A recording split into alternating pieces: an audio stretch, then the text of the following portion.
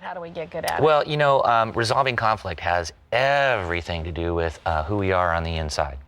Conflict is inevitable, but fighting can be optional. Mm-hmm. Yes. And usually people have issues, and presenting problems trigger those deeper issues, and they take hostage the presenting issue to really drive the deeper issue, a deeper fear, a deeper insecurity, a deeper Do they problem. always know they're doing that? No, that's just it. I had a friend the other day. Him and his wife got into this big blowout over how to cook a sausage. Come on. Yes, it was I'm not kidding. about, it was not about it was that, not about sure. how to cook the sausage, Yeah.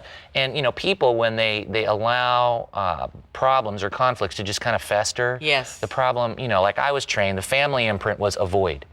Just kind of avoid the Don't conflict. confront. Yeah, and that's where we learn how to do conflict. That's where the imprints come, the family imprints. We learn from family either to avoid or lash out in anger or detach or accommodate and please, and none of those are healthy styles. Well, then that resentment starts building. That's right. I mean, my last marriage, that was it. I just thought, well, I don't want the conflict, so I'll just, swallow all of this. But I think underneath it all, now with Squire, I mean, we talk about it, but we don't let it escalate.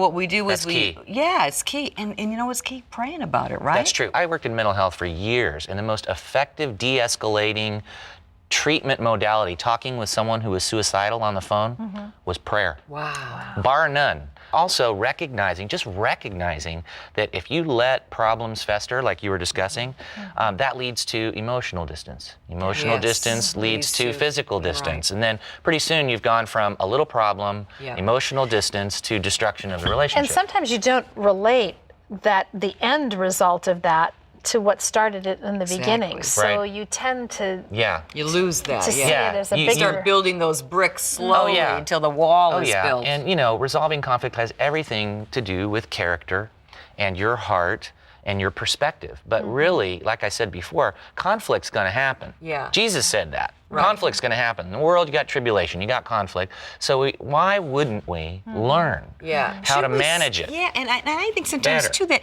we should just stop before we say something. Stop and think about what we're about to say. That's right.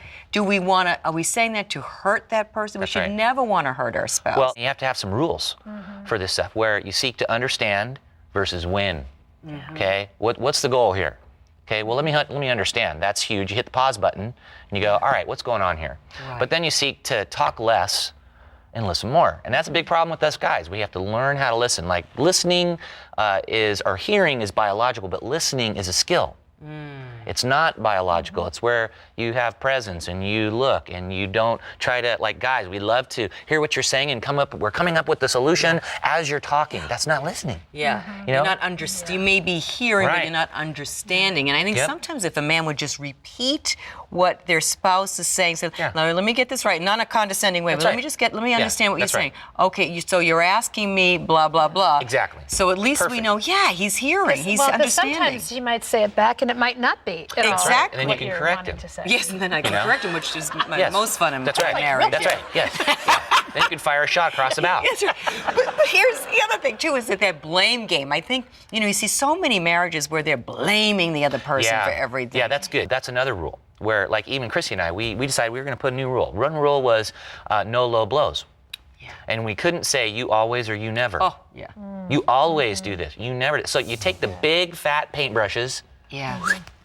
They're gone, where that's a good rule to have when you're trying to resolve conflict. No low blows. That's right. Is there a number one cause of conflict in marriage? Well, I think we all know that selfishness. I mean, come on. Selfishness is at the root of all conflict. So the most important daily choice is That's right. selfishness. And when you're unselfish, that means you give up a right to be right. You give up a right to blast your spouse. And that's why having a spiritual life is so important. That's Jesus. And that's why, we talk about character so much on the show. We talk about your heart and watch over your heart with all diligence, because from it flow the springs of life. And you can't have a new relationship until you get a new heart. So people watching, you don't need a new wife or spouse. You need a new you. And then you bring that new person to the relationship. So let's bring